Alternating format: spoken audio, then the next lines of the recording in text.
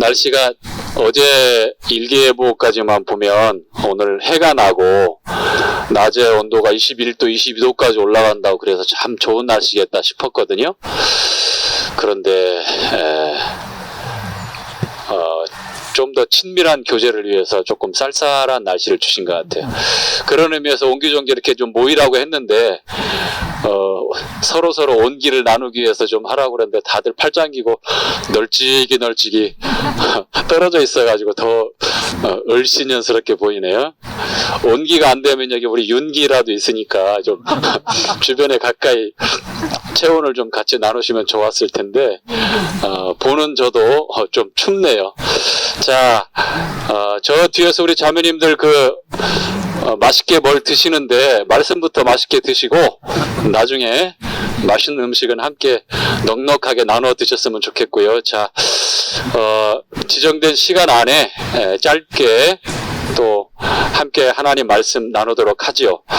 우리 누가복음 8장 말씀 함께 보도록 하겠습니다. 저 뒤에까지 잘 들리나요? 영규 형제님 잘 들립니까? 네, 감사합니다. 네. 누가복음 8장 자 4절부터 보도록 하겠습니다. 4절부터 8절까지 함께 읽도록 하지요. 각 동리 시작. 각 동리 사람들이 예수께로 나와 큰 무리를 이루니 예수께서 비유로 말씀하시되 씨를 뿌리는 자가 그 씨를 뿌리러 나가서 뿌릴새 더러는 길가에 떨어짐에 밟히며 공중의 새들이 먹어버렸고 더러는 바위 위에 떨어짐에 났다가 습기가 없으므로 말랐고 더러는 가시떨기 속에 떨어짐에 가시가 함께 자라서 기운을 막았고 더러는 좋은 땅에 떨어짐에 나서 100배의 결실을 하였느니라. 이 말씀을 하시고 외치시되 들을 귀 있는 자는 들을지어다. 사랑하는 성도 여러분, 들을 귀 있습니까? 네. 예, 있으신 것 같아요. 자, 들으셔야 합니다. 쉐마 이스라엘이라는 그 말이 있어요. 신명기에 아주 모세를 통해서 외쳐진 외치입니다. 들으라 이스라엘아, 쉐마. 하나님 말씀을 듣는다는 것 정말 중요하죠? 우리가 습관적으로 반복적으로 듣는 시간들이지만 여기에 네 가지 유형의 말씀에 대한 반응이 나와 있습니다. 이와 같은 비유는 예수님께서 이와 같은 비유의 말씀을 하셨는데 이 비유는 마태복음 13장 그리고 마가복음 4장 그리고 오늘 우리가 함께 읽었던 누가복음 8장에 동일한 내용으로 반복되어져서 각각 기록되어져 있습니다. 이 말씀을 우리가 몇 번 읽어봤을 것이고 그리고 이 말씀에 대한 분별과 적용을 할 때에 다양한 생각들을 하셨을 수도 있을 것 같습니다. 예수님께서 비유로 말씀하실 때에는 세 군데 동일하게 말씀하고 있는 내용인데요. 들어도 보아도 깨닫지 못하게 하시기 위해서 비유로 말씀하신다라고 말씀하십니다. 마지막에 들을 귀 있는 자는 들으라 라고 말씀을 하시는데요.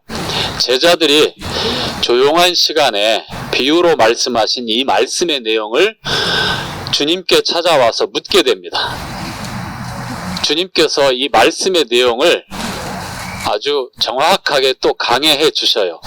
그래서 거기에 따로 말씀을 더하거나 뺄 필요 없이 다른 어떤 분별할 필요 없이 주님께서 말씀하신 내용 그대로 이 각각 마태복음 13장과 마가복음 4장과 오늘 읽었던 누가복음 8장에 나와 있는 말씀에 대한 네 가지 유형. 다시 말씀드리면 우리 사람 마음이 마음밭과 같은데 말씀에 대해서 네 가지 유형으로 말씀에 대해서 반응을 하기 때문에 이 말씀을 어떻게 받아들이고 어떻게 태도를 취하는지 저도 그리고 여기에 있는 우리 성도님들도 각각 살펴보시면 좋을 것 같습니다. 저는 매번 말씀을 교제할 때에도 유심히 이 아이 컨택을 하려고 노력을 하는 사람 중에 하나입니다. 그리고 말씀을 들을 때에도 제일 뒷자리에서 뒷모습을 유심히 관찰을 합니다. 꾸벅꾸벅 앞으로 아멘 아멘 하는 사람이 있고, 심지어는 뒤로 뭐가 그래 하는 사람도 있더라고요. 그래서 반응이 천차만별로 나눠지는데, 이 네 부류 가운데 저희들도 속해 있어요. 이 네 마음밭 가운데 한 마음밭이 바로 여러분의 말씀에 대한 태도고 자세이고, 오늘도 여전히 그렇게 반응을 하실 것으로 보입니다. 이 말씀은 믿지 않는 구원받아야 될 그런 사람들을 향해서 하는 말씀이기도 하지만, 이 말씀을 구원받은 성도들, 이 자리에 앉아 계신 저와 여러분을 대해서도 동일하게 전해지고 분별해야 될 말씀으로 보여져요. 자, 이스라엘에서 씨를 뿌릴 때, 지금 이제 씨 뿌리는 계절이거든요. 이제 봄에. 이제 시골에 가면 씨를 뿌려요. 지금은 뭐 길가에나 돌밭이나 그 다음에 어떤 그 가시밭이 있는 그런 곳에다 씨를 뿌리지 않습니다.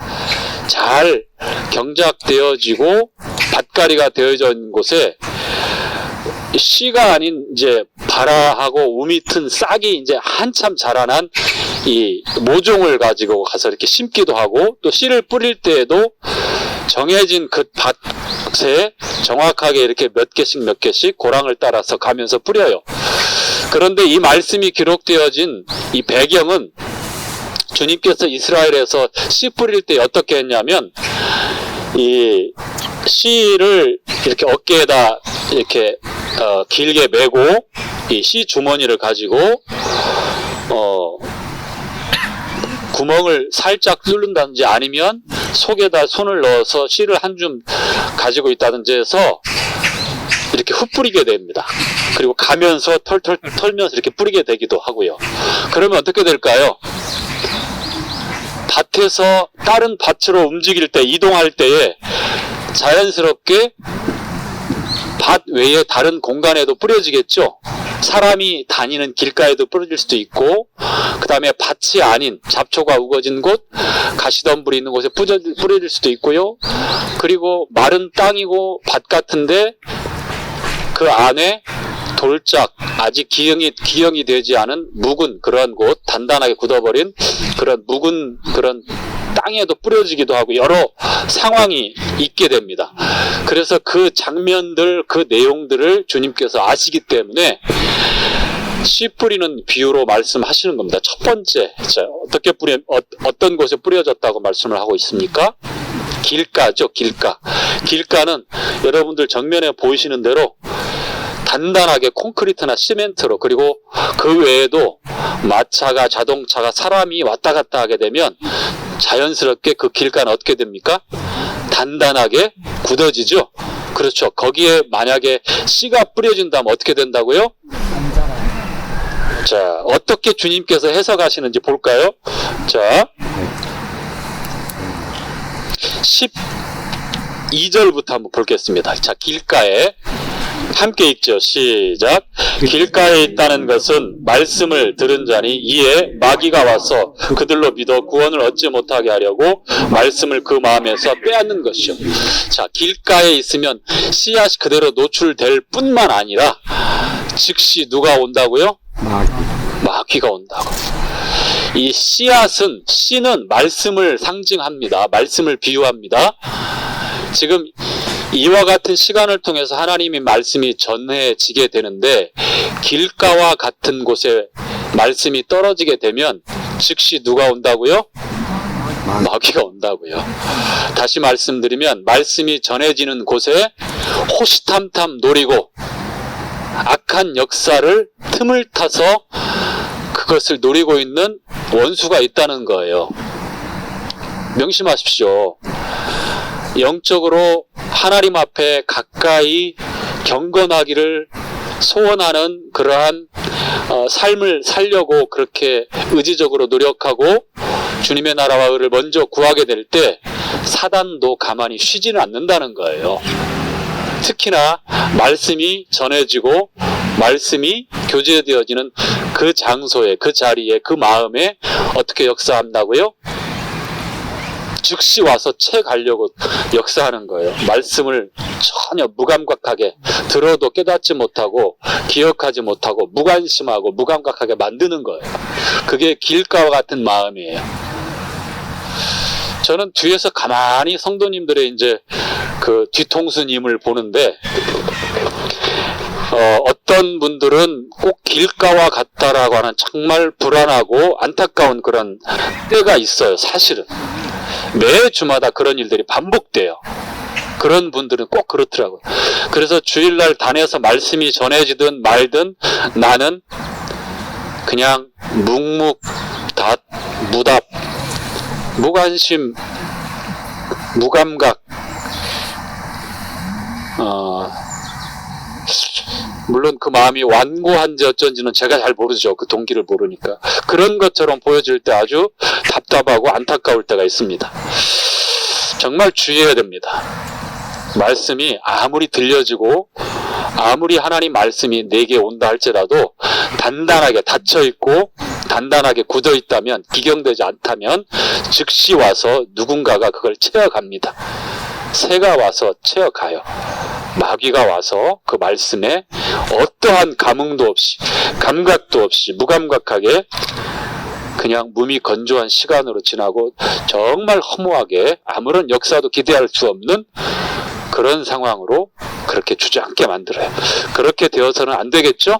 예. 그렇죠? 여러분 혹시 길가처럼 말씀에 대해서 무감각하게 들으려 하지 않는 그러한 마음을 갖게 된다면 빨리 회개하셔야 합니다. 이거를 방임하고 그럴 수 있지, 뭐 지금은 내가 이러니까 라고 그렇게 생각해서는 안 됩니다. 그 즉시 그와 같은 잘못된 마음에 대해서 돌이키고 회개하셔야 합니다. 기경하셔야 됩니다. 묵은 땅에는 씨앗을 뿌리면 바로 와요. 바로 채워갑니다. 자, 두 번째, 어떤 곳에 이 씨앗이 떨어집니까? 바위죠. 바위 위. 근데 바위만 있는 곳이 아니라 얕게 뭐가 깔려 있어요? 흙이 깔려 있어요. 우리가 거기에 씨를 뿌려보면 처음에 이 씨가 발아하고 움트는 것 같지만, 자, 어떻게 되어지는지 이 바위 위에 돌짝밭에 떨어진 그 상황에 대해서 이렇게 주님께서 말씀하십니다. 자, 13절 함께 읽지요. 시작. 바위 위에 있다는 것은 말씀을 들을 때에 기쁨으로 받으나 뿌리가 없어 잠깐 믿다가 시험을 받을 때에 배반하는 자요. 자, 잠깐 믿다가 시험을 받을 때 어떤다고요? 배반한다고 합니다. 혹시 이런 적 있으세요? 말씀이 좋아요. 감동이 되었습니다. 감사합니다 했는데 어느 날 그 말씀은 온데간데 없이 배반했다고 하니까 돌아섰다는 거잖아요. 왜 그렇죠? 습기가 없어서 어떻게 됩니까? 뿌리를 내리지 못해요. 뭐가 그걸 막았습니까? 단단한 돌짝들, 바위들이 떡 버티고 있는 겁니다. 우리 안에 숨겨진 그런 죄악들이죠. 자기 자아에 딸딸 뭉쳐있는 그런 욕심들이죠. 그렇죠? 혹시 자존심이라고, 여러분들 자존심 없는 사람 없잖아요. 그렇죠? 우리 자매들도 자존심 긁히면은 2주 정도는 말을 안 하잖아요. 그렇죠? 우리 자매들, 나하고 말을 안 하는 자매들이 몇 명 있어요. 주님 앞에서 이 자존심이 얼마나 걸림돌이 되는지 또 몰라요. 말씀 앞에서는 특히. 이게 뿌리를 내리는데 엄청나게 방해거리가 될 때가 있습니다. 자, 시험이 온다고 했을 때 여기서 누가복음 8장에 이렇게 표현했지만 마가복음 4장에서는 환난이나 핍박이 올 때라고 말씀을 합니다. 자, 성도로서 무릇 그리스도 예수 안에서 경건하게 살고자 하는 자마다 뭘 받으라고 말씀을 했죠? 디모데후서 3장 12절에 핍박을 받으라고 말씀을 합니다. 이 세상과 보조를 똑같이 하면서 영적으로 살 수 있다라고 하는 것은 말이 안 되는 거예요. 그걸 가르쳐서 어불성설이라고 얘기하죠. 이 세상 가치에 맞춰서 내가 삶의 기준을 맞추고 그렇게 살고 있다면 핍박은 없어요. 환난도 없습니다. 너무 편안할 겁니다. 왜냐하면 세상과 함께 흘러갈 수 있기 때문에, 세상 사람들과 함께 대동소이하게 그렇게 말하고 선택하고 행동할 수 있기 때문입니다. 그런데 그렇지 않잖아요. 그렇죠?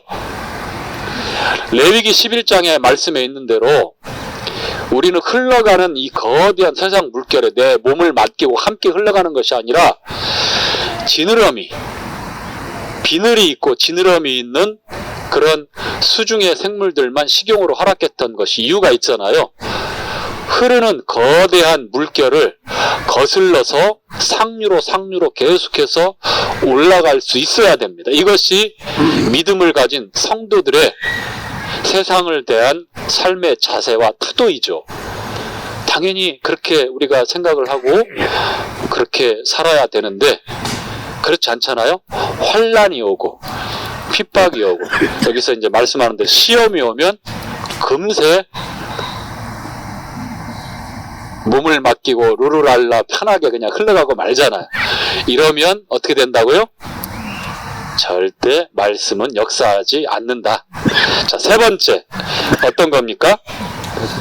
가시떨기 속이라고 하는데, 자 14절 함께 읽죠.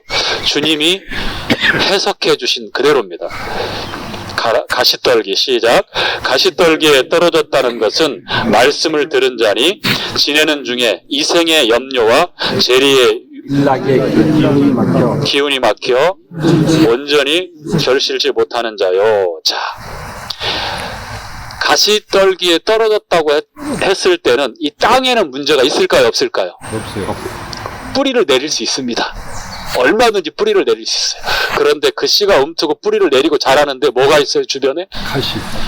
온갖 잡초며 가시가 칭칭칭 감추고 있어요. 그래서 그 기운을 막는다고 했죠. 주님 말씀하신 것은 염려와 재리의 유혹,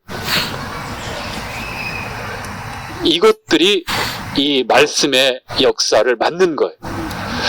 가장 현대에 살아가고 있는 그리스도인 형제 자매님들에게 가장 문제가 되는 게 바로 이 가시떨기 속에 떨어진 말씀과 같은 상황인 것 같아요.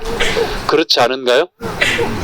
하나님 말씀이 우리 안에서 역사하지 못하고 열매를 맺지 못하고 자라지 못하는 이유가 뭐냐 하면 우리 안에 돌짝밭이 숨겨져 있거나 단단하게 완고하게 굳어져 버린 마음은 아니에요.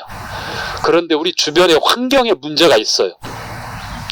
내가 지금 거하고 있는 환경이나 내가 있고 싶어하는 그 자리에 문제가 있는 겁니다. 누구하고 함께하고 싶고 어떤 자리에서 어떤 목적으로 어떻게 내가 생활하고 있는지를 보면 알 수 있잖아요. 재리의 유혹, 이거는 모든 사람에게 미치는 그러한 유혹이 아니겠습니까? 수요일날 교제했던 대로 탐욕은 곧 우상숭배라고 하는데 재물의 신이라고 하는 만몬을 섬기는 것, 섬기지 못하는 사람이 오히려 바보 같은 세상을 살고 있잖아요. 누구나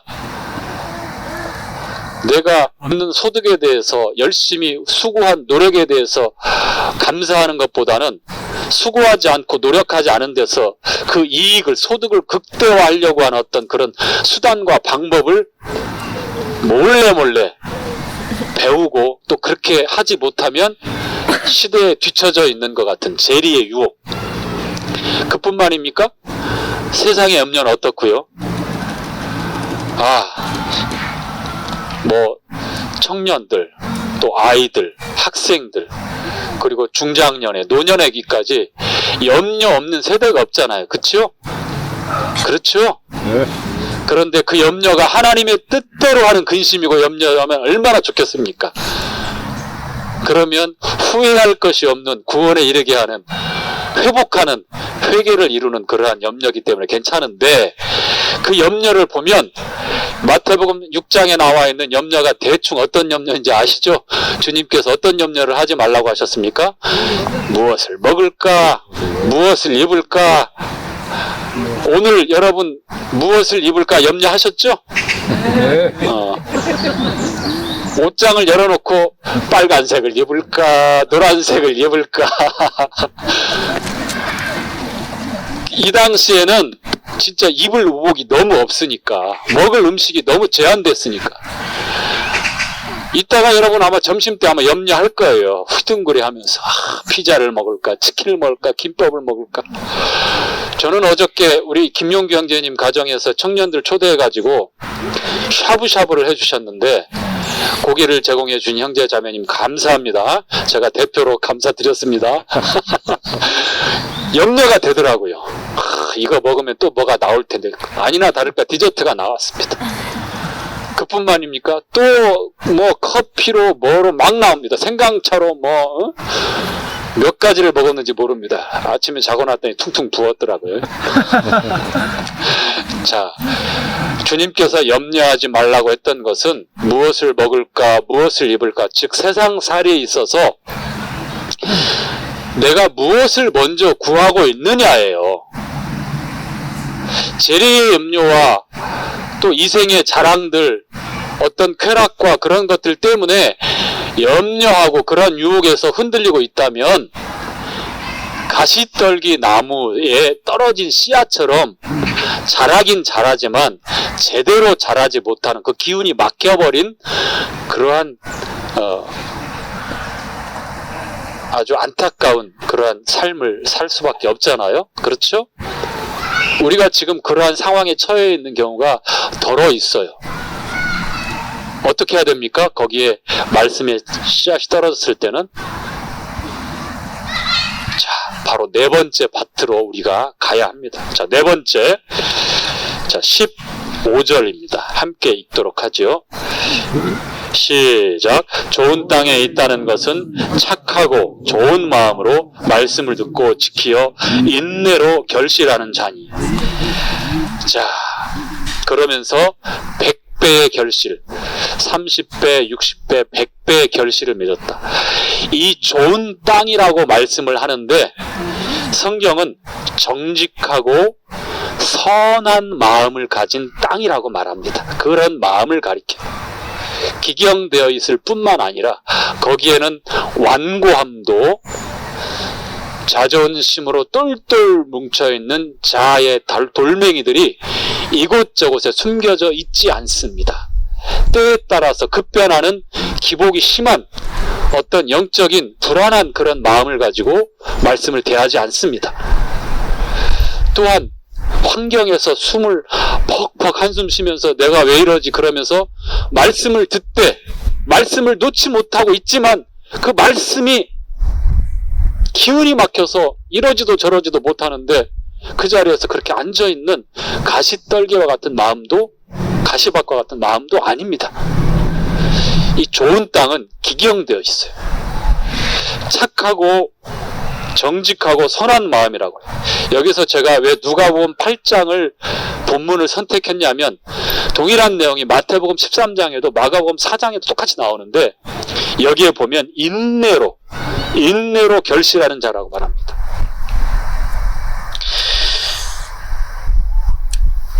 야고보서 5장에 보면 이런 내용이 나오는데, 야고보서 5장 한번 볼까요? 5장 7, 8절. 자, 야고보서 5장 7절, 8절.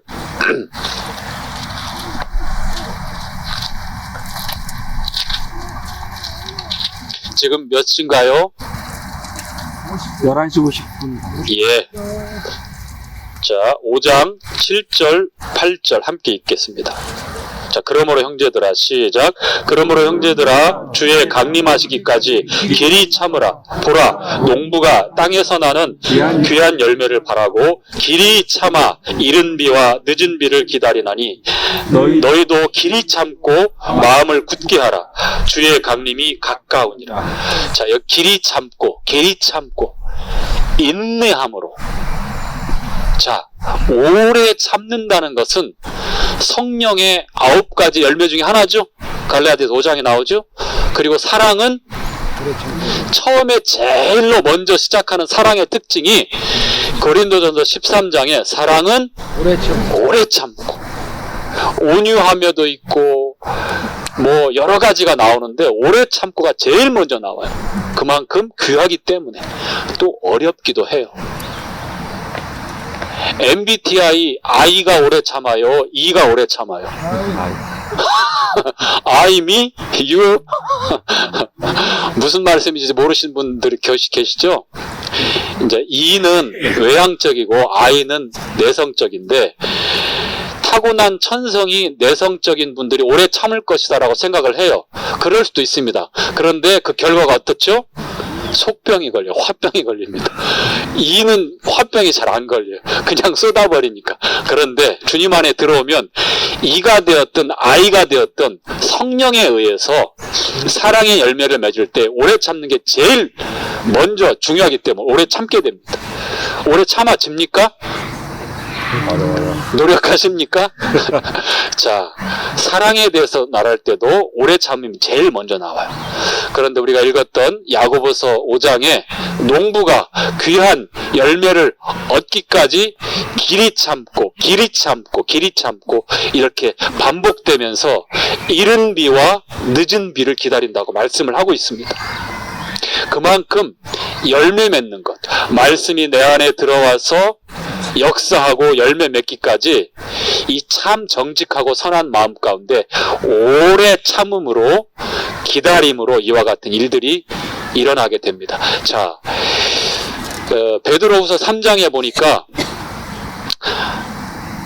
천년이 하루 같고 하루가 천년이 같은 이 한 가지 사실을 잊지 말라고 말씀하시잖아요. 그렇죠? 왜냐하면 이어지는 말씀 우리 함께 읽어보시죠. 자, 베드로서 3장 8, 9절이네요.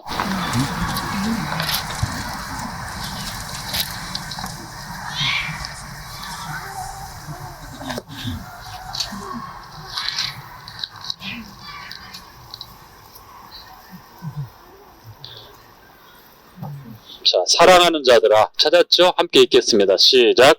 사랑하는 자들아, 주께는 하루가 천년 같고 천년이 하루 같은 이 한 가지를 잊지 말라. 주의 약속은 어떤 이에 더디다고 생각하는 것 같이 더딘 것이 아니라 오직 너희를 대하여 오래 참으사 아무도 멸망치 않고 다 회개하기에 이르기를 원하시느니라. 어떻다고요? 오래 참으시는 하나님이 천년이 하루 같고 하루가 천년 같은 하루가 천년 같은 이 한 가지 사실 잊지 말아야 돼. 왜냐하면 너희를 대하여 오래 참으시는 하나님이 계시는데 아무도 멸망하지 않고 다 구원받기를 원하시기 때문에 오래 참는다고 그랬어요. 이 오래 참는다는 것은 하나님의 마음이고 또 말씀을 인하여 열매를 얻을 때 필요한 정직하고 선한 좋은 이 마음밭에 뿌려진 그 말씀이 역사하고 또 열매를 얻기까지 기다려야 되는, 오래 참아야 되는, 길이 참아야 되는 그런 특징들이 이렇게 말씀을 하고 있습니다. 우리 가운데도 지금 오래오래 참고 계시는 분들이 계셔요. 짧은 시간 안에 뭔가 큰 결과를 요구한다면 그건 잘못된 거예요. 중요한 일일수록 그리고 귀한 곳에 사용되는 제목일수록 오랜 시간을 거쳐요. 오랜 시간. 짧은 시간 안에 막 갑자기 자라버린 그런 식물들, 그런 나무들은 금방 물러지고 정말 중요한 곳에서 중요한 역할을 하는 그런 제목이 되진 못합니다.